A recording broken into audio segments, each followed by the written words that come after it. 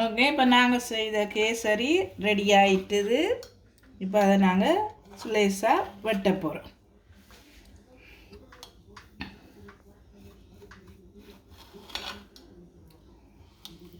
ஒரு 20 நிமிஷம்தான் இந்த கேசரின்ற வேலை. பெரிய பாரதூரமாக நாங்கள் கஷ்டப்பட்டு செய்ய வேண்டிய அவசியம் இல்லை. கொஞ்சம் ஆற விட்டுட்டு எடுத்தால் நல்லா இருக்கும். நான் உங்களுக்கு காட்டுறதுக்காண்டி இதை வெட்டுறேன். உரியினா நல்லா இருக்கும். ஓகே,